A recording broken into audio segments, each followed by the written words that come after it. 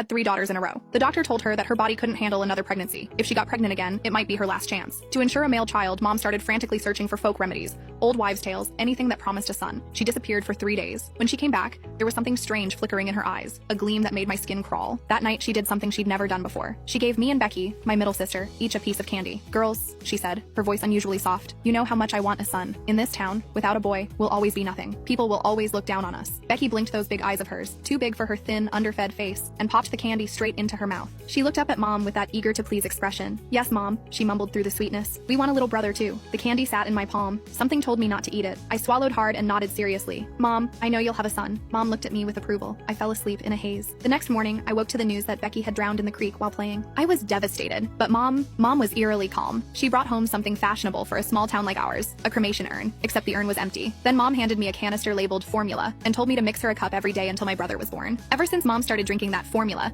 her belly grew bigger and bigger. Half the town said she was carrying twins. Others said the way her belly came to a sharp point meant it was definitely a boy. Mom couldn't stop smiling. "Just one baby," she'd say, beaming. "He's just big, well-nourished." The child really was enormous. Mom's belly swelled up like a watermelon, purple-red stretch marks crawling up toward her chest. She was always complaining about how itchy those marks were, scratching at them until they looked even more horrifying. Raw, angry lines across her skin. Lately, as she got further along, she kept saying her belly felt hard as a rock. Whenever that happened, a cup of that formula would bring color back to her face and calm her down. She even stopped cursing at me as much, but the powder in that canister was running out. I told Mom there wouldn't be enough to last until the baby was born. Should we get more? The moment the words left my mouth, Mom's eyes locked onto me. After I cowered and trembled for a moment, she shook her head. "I'm going to stay at Grandma's for a couple days," she announced. I didn't dare argue. Even without her saying it, I knew. Mom was going to get more formula. Sure enough, when she came back, she said my youngest sister Sarah had been in a car accident. She brought home another empty urn. At the same time, she handed me a sugar canister. It was filled with that same fine, odorless powder. Nothing like milk formula at all. Following her instructions, I mixed the two powders together. I overheard her muttering to herself, "Good thing I kept the smaller one as backup. Otherwise, how would I feed my precious baby boy?" Every hair on my body stood on end, but I could only pretend I hadn't heard. Mom's labor was brutal.